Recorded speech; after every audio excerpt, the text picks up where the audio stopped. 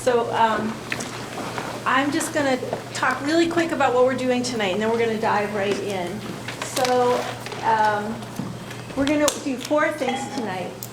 We're going to have an opening conversation and just share our stories briefly with each other about our own education experiences. In my work, I have found that whenever you start to talk about any kind of policy issue, the quality of the conversation goes way up if you start by making a personal connection with it. So that's going to be the first part. The second part is we're going to look ahead 5 years and think about what you would like to see. And we're going to frame that conversation around 4 strategic goals that the district has in place. They're very big picture, and that will just help be a springboard for our conversation. After that, we're going to give you a chance to talk a little bit about some of the strengths of your school that you'd like to make sure the district knows about. And if we have a little bit of time at the end, we'll just have a little bit of open time where people can say kind of whatever they want. And then we'll tell you about some next steps. Okay? And I'm going to walk you through this really fast. We often have agreements to just make sure we have a productive conversation. So just these are some basic things. All ideas get a fair hearing. So if somebody says something that sounds like a really bad idea to you, maybe ask a question instead of telling them it's a terrible idea. Each person gets a chance to speak. We're going to do a lot of our conversation in small groups. We want every single person in this room to have a chance to share their opinion. Speak for yourself, not as a representative of a group. So, for example, we don't want you, Betsy, to feel like you're speaking for all the principals. You're just speaking from your own experience. It's the same if you're a parent or we had a student here. Hopefully she'll come back. We lost her already.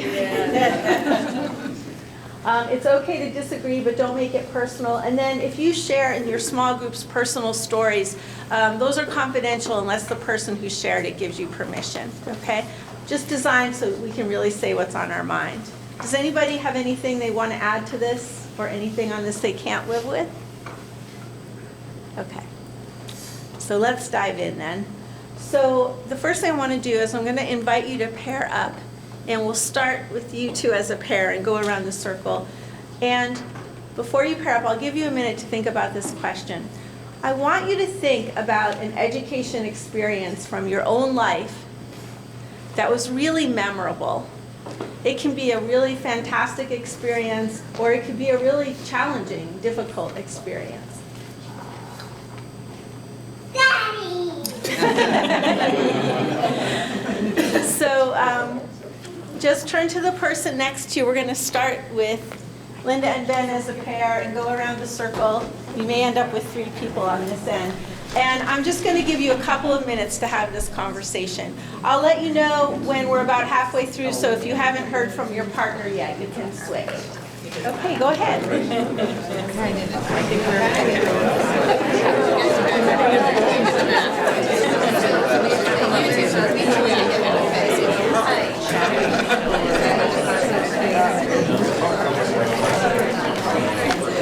So let's just hear 1 or 2 stories from the group. Does somebody have a really great experience they'd be willing to share? Okay, go ahead. So I went to parochial school, and when I was in the 5th grade, I was quite restless and bored and had finished the math assignment, or hadn't done it, I'm not sure, but I wasn't doing it. And I decided that I would write a note to my best friend and sail it through the air to her on the other side of the room. And it was intercepted by Sister Dolores. And that was usually, so she called me up to the front of the desk, and it was usually very bad news, but she said, you know, I could see that you're really restless and bored, and next time, just come up here, let me know, and I'll let you run down the hallway and back to get out that energy. And, you know, I was stunned, because it was not usually what happened, but I felt like she had seen me as a person. Wonderful. That's great. And so I think that that's really good teaching. That's the kind of thing these teachers do. Someone else like to share a brief story of a really positive experience you had that stands out for you? I'll share one about, not about my experience, but I feel like I was really struck last year, walking down, and my husband and I talked about this, walking down the hall with our son who was a kindergartner, and like all the sixth graders were, hey, how's it going? Like older, and I was like, when I was in elementary school, I mean, none of the sixth graders would know my name, like, you know, so I was really struck by that sort of warmth and family feeling by older kids who knew who my kindergartner was. Did anyone share an experience about a hands-on kind of experience that they had that really stood out for them? I had this would never happen now, but my 5th grade teacher really did not want us to use the word thing. And so she had us all write it on a piece of paper. She got a shovel, and we went out into the playground and we buried the word thing. And I was just like so excited about this kind of hands-on experience, of which there were very few when I was growing up. Yeah. And it really stuck with me. Like anytime I wanted to use, oh, just go get that thing, I'd think, oh no, you know, I gotta think of the word, you know. So it was just fun. Is anyone willing to share a challenging experience they had? Go ahead. So I'm originally from Louisiana, and I moved to New England as a junior in high school. And I was unaware, so in the South, still when we moved in 1989, my small school, which had around 100 kids K through 12, so there were like 11 kids that would have been in my senior class. So we shared lunch with kindergartners, and you know, but we still used a paddle for punishment. So you still would, in the South, it was very common, still in the 80s, to hold your ankles. And if you ran in the halls, you would get a lick, you know, from the board that hung in the principal's office. So when I moved to New England, and I went to this high school that was only high school, and it was like, you know, 1,500 people, and there was no paddle, you know, it just, it's like, wow, so not everybody gets a spanking when they, you know, so it was just so different seeing, and so now as a mother, seeing my kids, I always say, I wonder what they do in other parts of the country or in other parts of the world, or how education can be so drastically different, because I got to see two very much extremes, even as a kid. It sounds like you had, were you? Yeah, mine was a ping pong paddle. Okay. Okay. And I definitely had. I remember the paddle. I never had the paddle. I don't just saw remember the what it paddle. was, and I was up at the floor, Around. and there were like a number of us.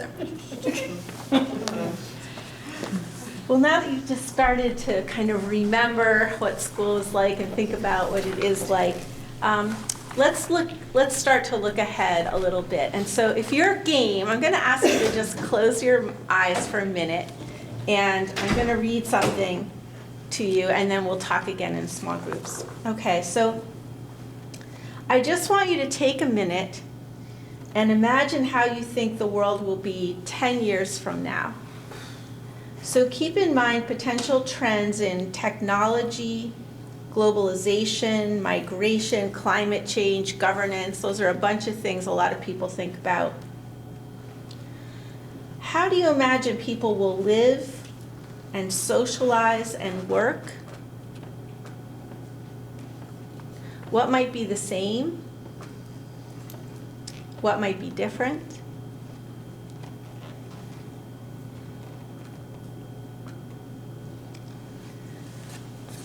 So keeping all of that in mind, I'm going to invite you to pair up again.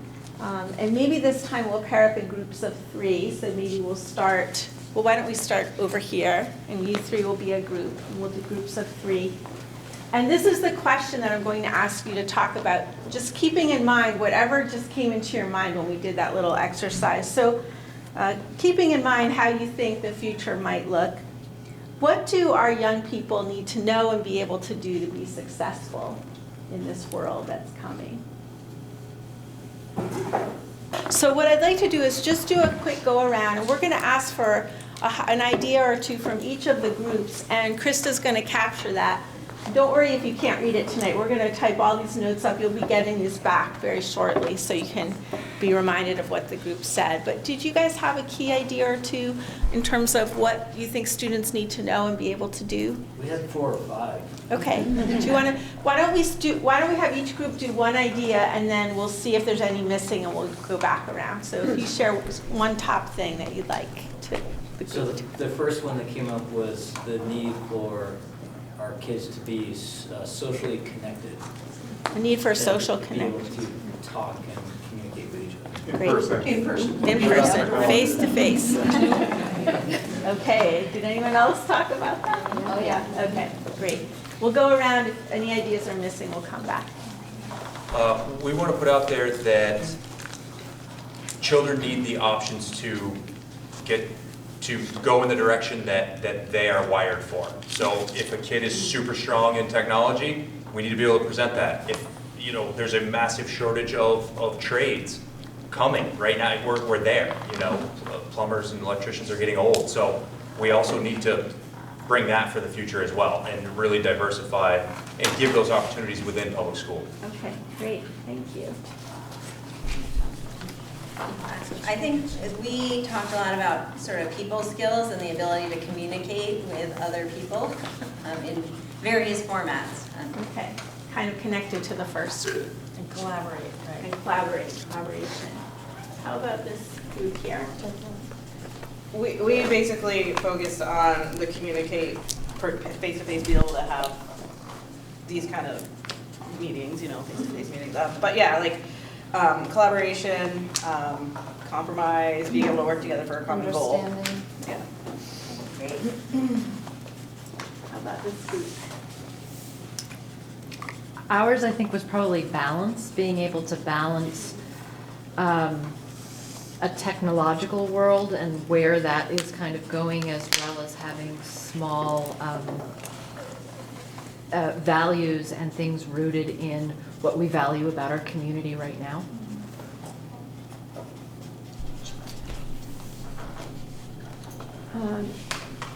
Let's see, well, we talked about a lot of things, but, and I won't repeat some of the things that you said, but we also talked about kind of resilience and ability to learn about the natural world, and we don't know what it's going to be like in 10 years, but we do know that the natural world is going to be very different. And learning how to deal with that and maybe fix things instead of buying new plastic things, or some sense of So an personal awareness resilience. of the natural world and Yeah. how to navigate that. Yeah. wisely. Sustainability. Yeah. How about you? We very similar topics. We talked about how they need to present themselves online, how to appropriately present themselves online, and at the same time work on kind of face-to-face collaboration and group work. So we talked about that kids will still need those sort of social emotional skills, determination, dealing with failure, not giving up, perseverance, teamwork. All of those social emotional skills will be maybe even more necessary as the world changes more quickly and we're dealing with issues like climate change and all sorts of other issues. Thank you. That's good. We discussed the balance between analytical skills and creativity. Just say a little more about that. Obviously, the ability to think through problems, think through whatever anyone happens to be facing, but with that tempered with the ability to go outside the box where it's appropriate. Great. I think we was talking about the need for connection with art and nature, and also focusing on health and wellness. Okay, great.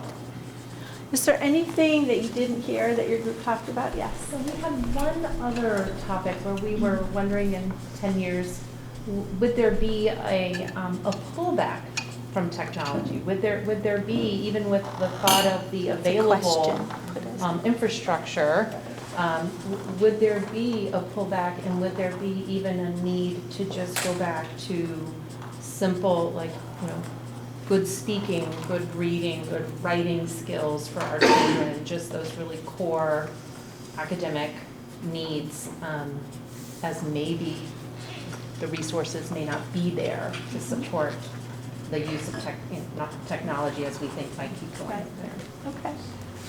Yes. So, one of, I think, the core things that teachers are going to have to teach in the future and have to teach right now is how to filter the information stream that you're getting. Yeah, you talked about that. Right? You're getting an incredible, we all are, this tidal wave of stuff at us. And how do you pick and choose what's right and relevant and good for body and soul? Great. Those critical thinking skills that play into that. So a lot about kind of questions and about technology, how to use it wisely, how to filter stuff, and then a lot about being able to communicate and relate with each other. There's a lot of similarity. Anything else that's not up here that you want to get up here? We also talked about empathy, which I don't think is exactly up there, but empathy and empathy, which I think those were about everything. Great. So keeping in mind this list, what I'm going to ask you to do is, in your packet, there's a piece of paper and it has the 4 strategic goals from the district. It looks like this.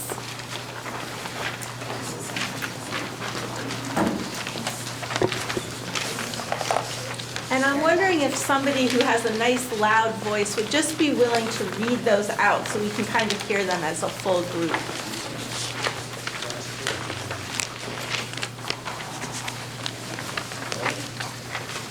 Yeah, I'll do it. Okay, thank you. MAUSD strategic goals.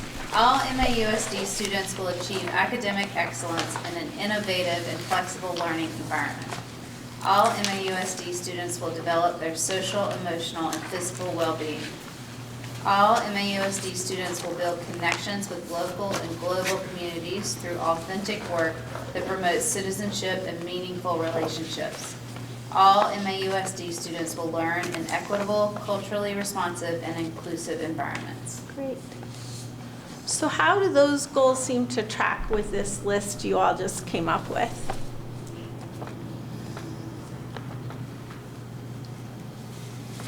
Would you mind saying, you're kind of nodding your head and They match. they match? Well. Yeah. It seems to be pretty good alignment there. Yeah. So that's a good thing, right?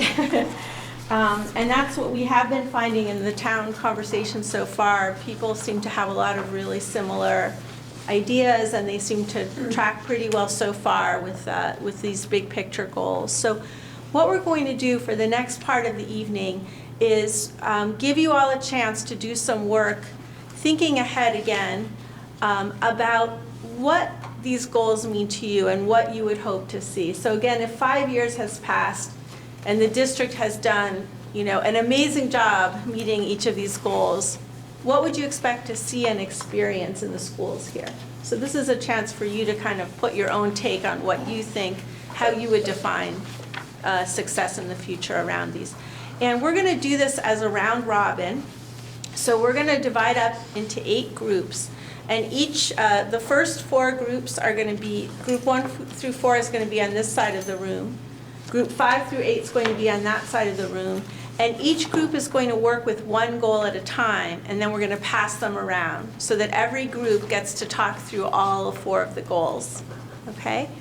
And what I'd like you to do when you get in your groups, and we'll do the messy part of that in just a moment, is I'd like you to, when you get in your group, read the statement. It's going to say, imagine 5 years have passed, it will read the goal. And what I'd like you to do is talk for a few minutes as a group, just to have a conversation about what you would like to see. And then we have some bullets, and we want to ask you to write each of your ideas on the piece of paper. And then when we pass it around, the other groups will have a chance to have their own conversation, look at the bullets, and add anything that they'd like to add. Okay? Drop this on. So what I'd like to do is to hear from a few folks, and this is what I'm going to ask you to think about. I think she might be thinking about getting a cookie. What I would like for you to think about is, as you did that activity and you saw all those sheets come around, were there any themes that you noticed across the goals? So if you think, about the future, were there any kind of future-looking themes that seem to be coming up across the goals? And we're just going to capture that. We're going to take all of this and work with all of it. So we're going to capture all of your thinking. But just in the immediate aftermath of doing that activity, we want to capture any big picture patterns that you thought you noticed across the different goals. Yes? One thing that I don't think we really talked about, but kept coming up in each of the things, was connections with communities outside the school, whether it's generational or whatever. It's Great. International. Okay, thanks. And Ben? I was going to say community involvement, getting outside the school and involved in the community. Great. Other themes that people noticed? And I think a lot that were things that already kind of, you could imagine them inside the structure of a school, but the challenging ones are the ones that aren't easily fit inside the structure of a school that are important, and how to make those work. So we could capture that as kind of a question, maybe. Yeah, how do you make things work that need to happen, that exist outside the structure of the schools? Okay. Yes. Another thing that came up is, in order to accomplish those goals, you just needed basic resources. You needed teachers. You needed a safe building. You needed we just kept saying, well, we could do all this with resources and wonderful teachers and a safe place for this to all happen. Yeah. Okay. I saw the theme of, I would say, having different paths and meeting students where they are.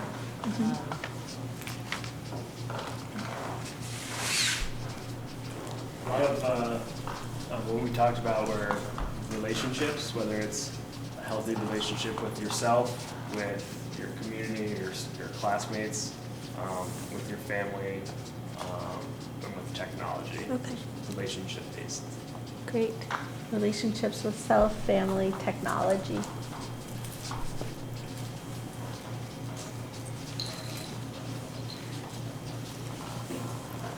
Great. Yes? Accommodating different learning styles and different learning rates. Okay, good.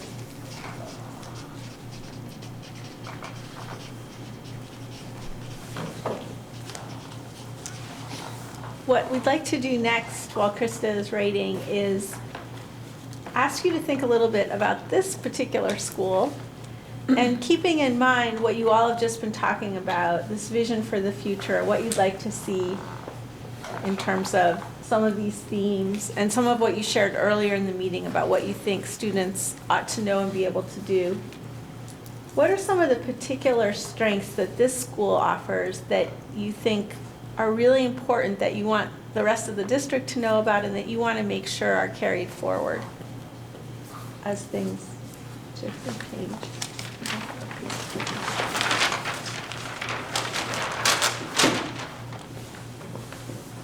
Well, the mentor program here at Monkton Central School is really strong, vibrant, and I know it occurs in Starksboro as well, and some of the other schools, but it's something that should be spread around. Easy access to the pond.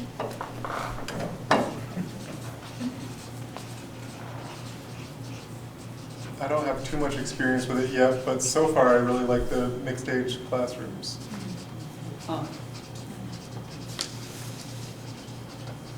feel like there's a focus on the social emotional, like kids building those pieces as well as the academic. I love the pause focus, the positive behaviors. Focus on positive behavior. It's a program. Oh, pause, that they do. P-A-W-S, I saw PAWS. that, yes, Yep. yeah. It's actually had a positive effect on my daughter, and she's only been here a month. So. Great, Jen. So I think in the sense of community that we have here and the things that we do here to try to build that sense of community, like the connections between the sixth graders and the kindergartners, I think is just really something that's really valuable. And I don't remember that from when I was a student. I think that's pretty unusual, and I really like it. Yes. The garden. Oh, yeah, right. I also Yes. think the accessibility of the teachers and the administration, so you can see them on a daily basis and speak to them or ask questions, so it's very easy to have that communication. Great.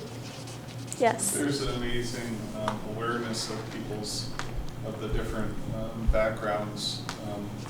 Here, in a good example, that's the Christmas fundraiser, where the kids can come in and buy Christmas gifts for 50 cents or $1, and for some kids, that's a huge deal. And it's special for everyone, but it's more meaningful in different levels based on the economics of the family. And it's just so equal. Everyone gets a T-shirt this year. And some people might say, well, I don't know if my son wanted a T-shirt, but that doesn't matter. Everyone did it together, and everyone had an opportunity to have it, and it didn't matter what you have or what you don't have. And so that awareness, I think, is really special here, and is a huge strength. Great. Yes. I like the fact that every staff person here knows my child's names and knows who they are, even if they don't have them in the classroom, and vice versa. My kids know every adult in the school. You could put a few stars by that, Krista, because I just saw all these people nodding their I heads think it like, came yes. before. I was just about to say exactly. Yeah. That's probably my That's favorite. great. Wonderful. Anything else? Just the general, I think, building off what Betsy said, care that every adult takes for every child. I mean, I've never had to worry about, my kids have kind of gotten on different buses that they weren't supposed to get on, and I mean, it all works out because somebody's always taking care of them, and I've never felt like somebody wouldn't do that.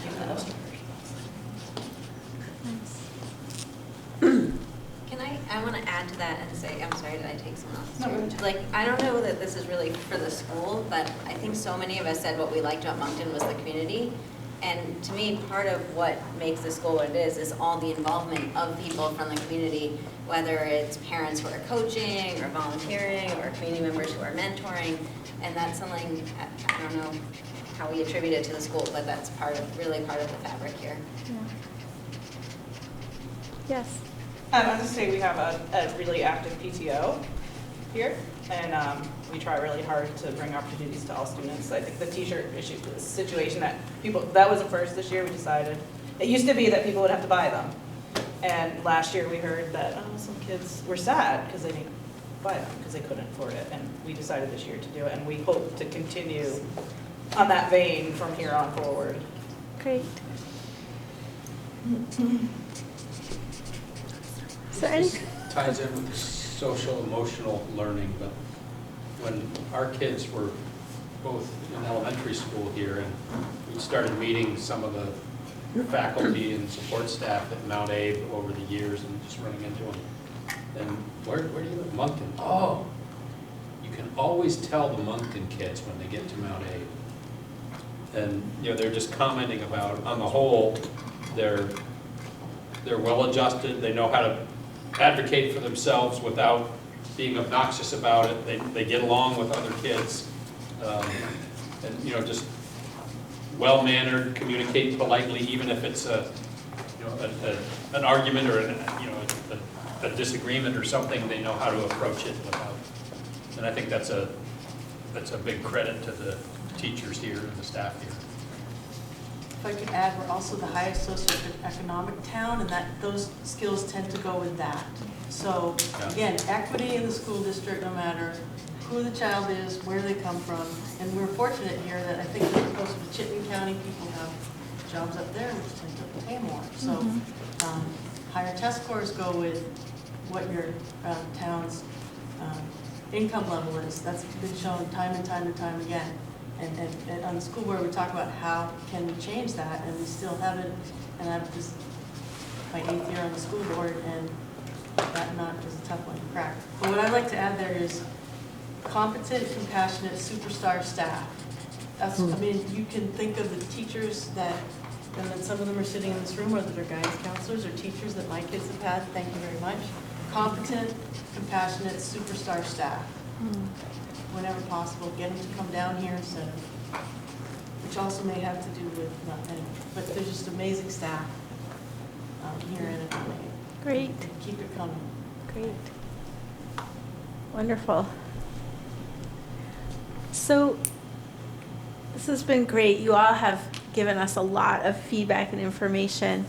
And what we want to do before we kind of close and talk about the next steps is we did want to offer, maybe 10 minutes or so just for people to say anything that's on their mind. We know that you guys merged into this district. That's a huge change. People may have feelings about that. You may have questions or concerns. Anything you want to say, we just wanted to give you about 10 minutes of totally open space for anything you might want to talk about as a group. Yes. So, I just want to say, something just so people have like a sort of real world, real day view.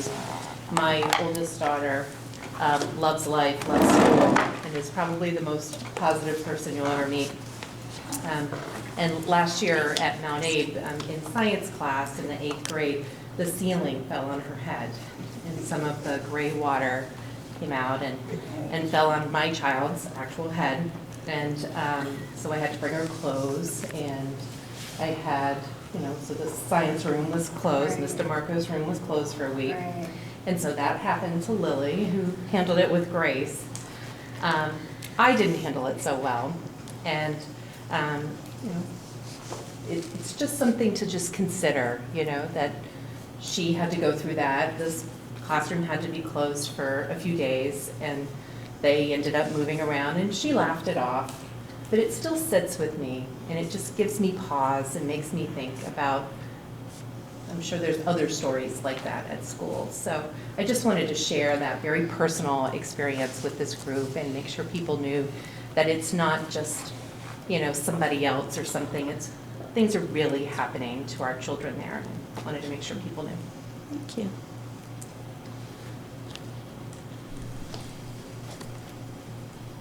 Is that a good leeway into talking about the bond? That was pretty heavy. I think this group right here could have a lot of power behind if we do spin up another bond. I sent one email to 106 email addresses in Moncton that I had before the last one, and I got some backlash. You don't know what people think when you go into something like that. Most of them were in the community. I tried to focus on the demographic of people that have children in school because the data showed that so many of them didn't show up to vote on those nights, which is terrible. But also, we don't know realities. The data was there if you wanted to go get it, but it's just like everything else. Everybody's living a rat race right now, and it's super challenging to get people to wrap their mind around what these numbers are, what it means. You've got confusing people in Bristol posting all over Front Porch Forum, ridiculous things all the time that really muddy the waters around the truths behind executing on this bond. And every year that goes by, this bond just keeps skyrocketing into the stratosphere. Virgins rebuilt that school in 2001 for $12.5 million. That same that bond was a 20-year note. It's almost paid off, or maybe they did pay it off, and now that community first blast, the $1.5 million that they cut off from that bond, passed $7.7 million more because they saw the benefit in that town and in that community. I think this group isn't the one that I need to be beating that drum in front of, but I think the power of this group and the outreach that we can generate intelligently, and I actually called some people on Front Porch Forum before the last vote and had great discussions. We went into it not agreeing, we bounced some ideas around, But, you know, the impact of calling 3 or 4 people is only so significant, so something to think about for sure. Great. Anyone else? Yes. Well, I think a lot of the comments tonight also, you know, a lot of great thoughts have been brought up, but a lot of those things can't come to life without facilities. And if numbers are going down, it's because we're not as attractive to move out here. And if you don't have the facilities, that's not gonna make people wanna come out here even more when there are choices outside Chittenden County. You can't go west without swimming, but you can go north, south, and east. And so we want this community to be a good choice. And you know, people, I don't like paying more in taxes, okay? So, however, if our numbers keep getting smaller, then also your biggest investment you're gonna have, which is your home, is gonna be hurting because people aren't gonna be wanting to come out here. So there's kind of a chicken or the egg. So there is a balance that people need to think about when we think about the bond and what direction the school's gonna go in, because it's an investment in your house too.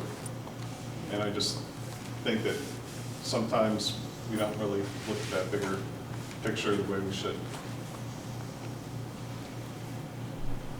Go ahead. Yeah, I was kind of surprised to see that in terms of demographics for the 7 through 12 grades, that we're at 653 now, and it just goes up. Not by very much, but at 2024, it's 661, so that's another 8 students in that age group. So we do lose students in the K-6 on this chart, but in the 7 through 12, which is the amount of age students right now, the demographics look good. But you can actually predict those better probably than the K-6, right?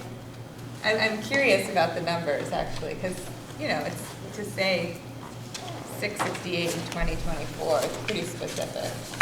It's not, you can't actually say there's, you know what I mean? Yeah. I'm just curious how they would come out. And the farther out you go, the less specific they Well, are. and like the K-6 is less because then that's sort of determined by who moves in, right? The 7 through 12 are the people who've already been there. Right. Robin? Yeah, I've been thinking about this idea with hearing more and more about, you know, the population declining and consolidating schools and things like that. And I really feel like, for me as a parent in this school and then in this district, you know, the schools were the heart of our community. And I really hope that the school board and district administrators, when thinking about this, could maybe think out of the box and think about how an empty classroom in a building could maybe be an artist studio for someone, or it could be, you know, a day program for elderly people or a preschool or something. I know the issue around safety is always an issue when you have people coming in from outside the community, but our schools are more and more serving, you know, kind of the inclusive needs of a child. And we've been talking about having kids go into the community to be mentoring, and let's look at how we can kind of think out of the box and use our extra space, if it is here, to enrich the community's life and the students' lives. Really hate to see us lose our school. Thank you, Robin. Mine, kind of along those veins, I want to thank you, the board, for doing these community engagement meetings. I have a couple good friends in Ferrisburg, and it's a really rough time right there for them right now. They're feeling very betrayed by the school board and whatnot. And I don't want to see that happen here. And it also hits close to home. They're right next to us, and they might lose their school. It's actually a little less than mine. Yeah, no, but yeah, they most likely are going to lose their school, yeah. And if it comes down in our district to talking about, maybe we need to shutter some elementary schools, I really would urge the board to just kind of look at the geographic location of Moncton, and look at what's happened in Heinsberg over 15 years. I think Moncton and possibly Starksboro were next for that, maybe not that much growth, but.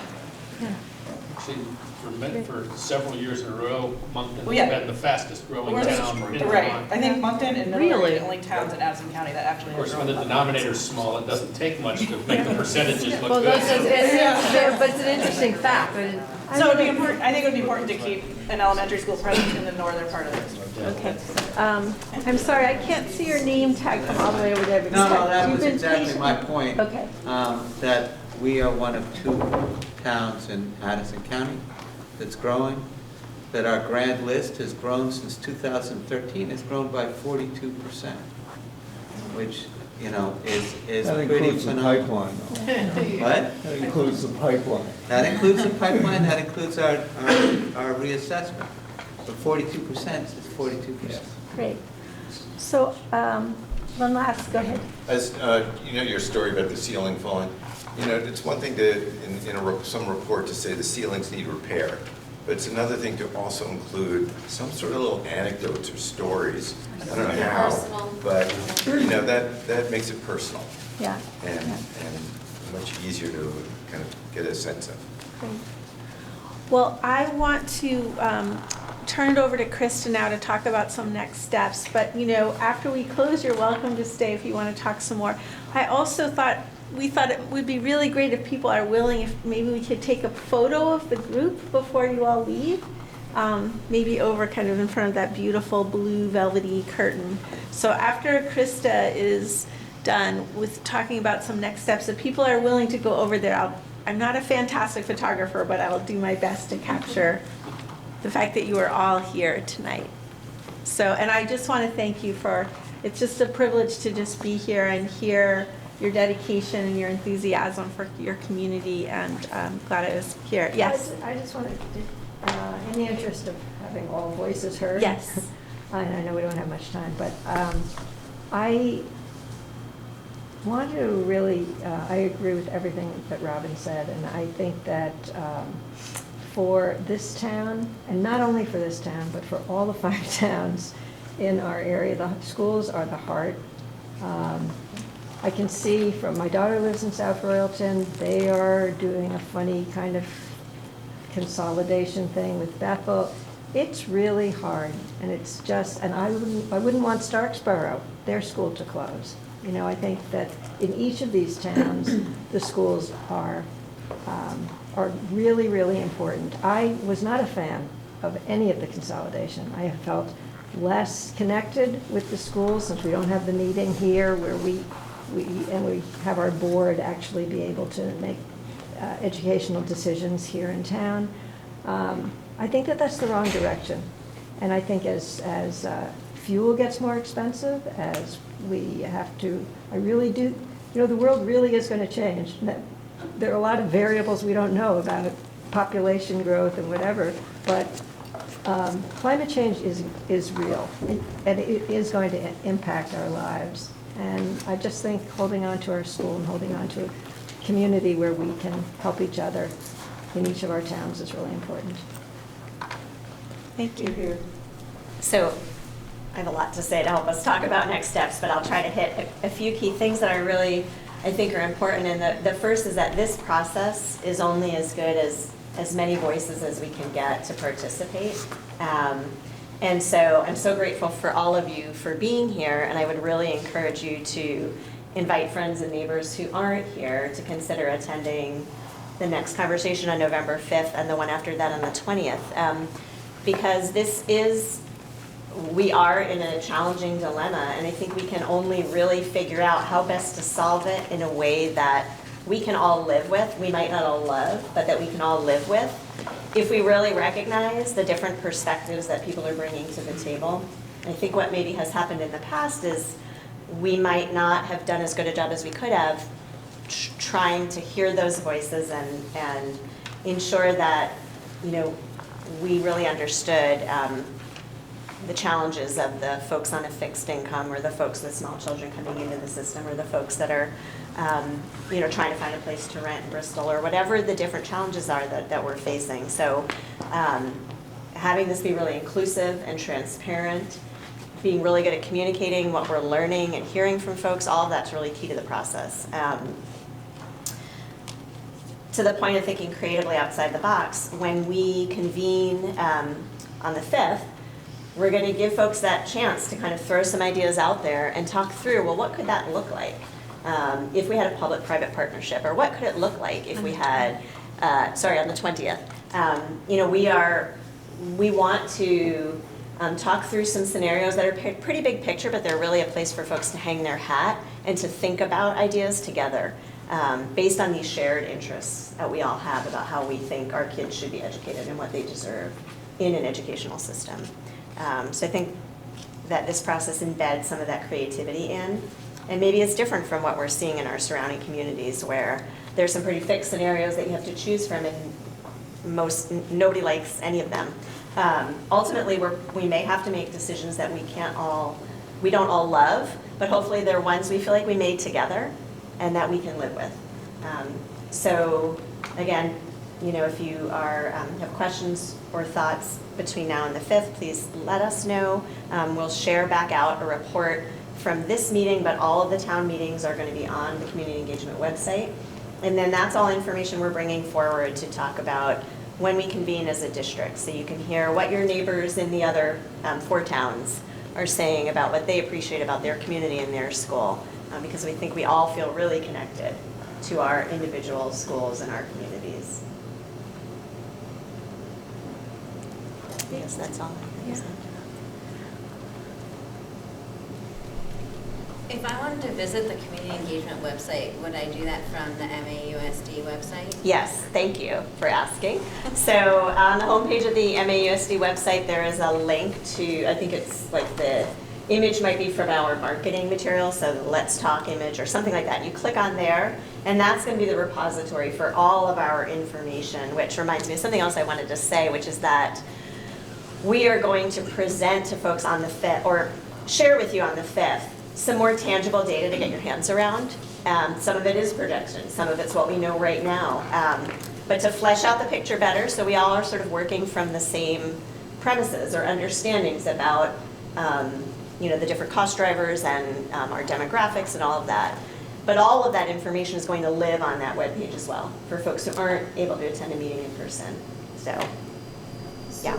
Would it, to be most effective for that meeting, would it be better, would that information be available before the meeting to read it and then come to the meeting with input, or is it more going to be presented at the meeting, just so everybody knows how to be effective and useful? Right. So on the 5th, we're still kind of in that brainstorming phase, Okay. but we will provide for contemplation for the 20th. Okay.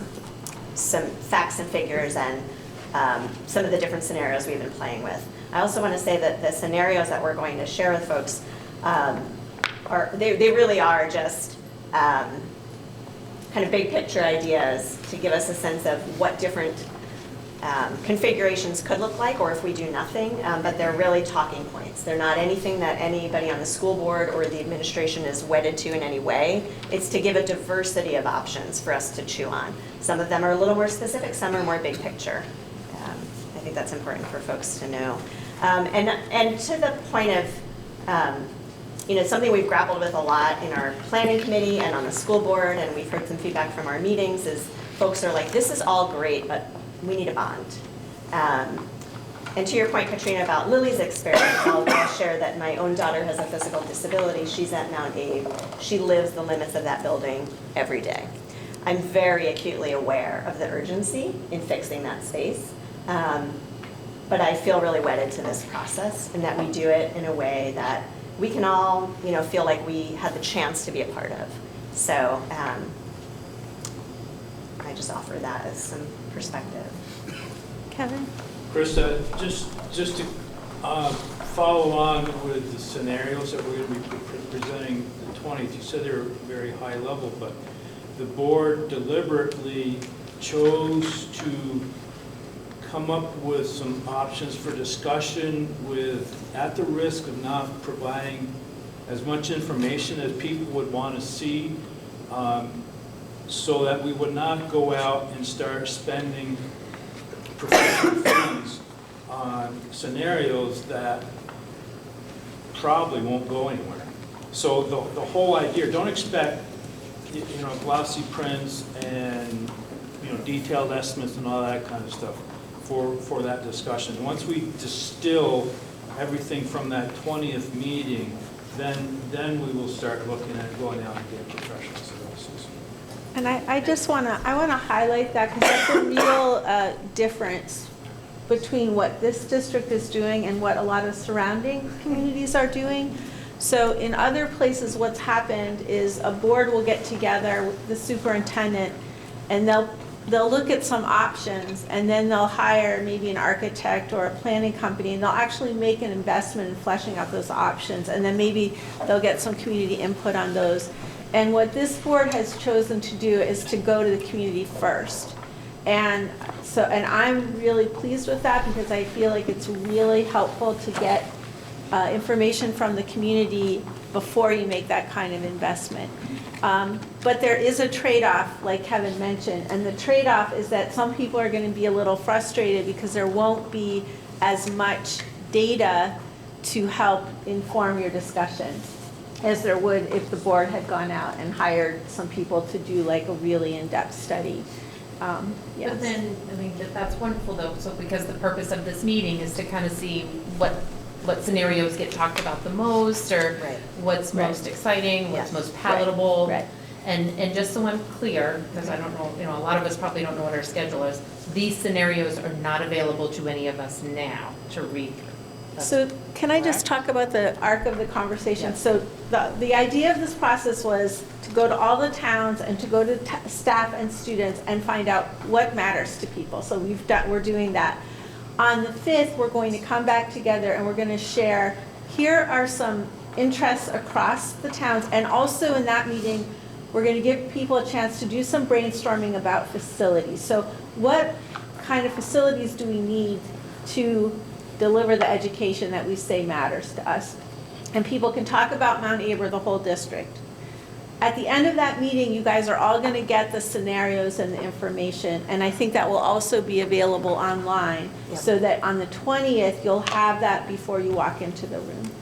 The reason there are two reasons we didn't give it out right now. One is logistical, it just took time, but also we know those scenarios are going to be anxiety producing, right? And so we really wanted this first conversation to be about what matters to you. And, so we wanted that to be what this was, and then we'll get the information to people on the 5th, so you can have it on the 20th when you come into the room. And then what happens after the 20th? Yeah, I was going to add that part. So then we need some time to deal with all the data we're collecting with all this great input, and we're going to come back to the school board and the administration with all of this input, and that group is going to decide where we might want to invest in architectural studies and next steps. So that's in January, and there'll be opportunities for public participation around that time as well. But the idea is that here's what we've heard.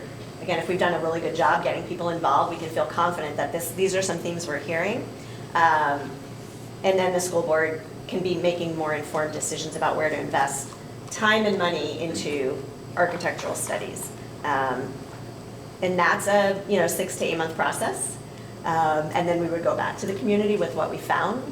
And so it's leading us down that there is an end point of a potential bond or vote March of 2021, I believe.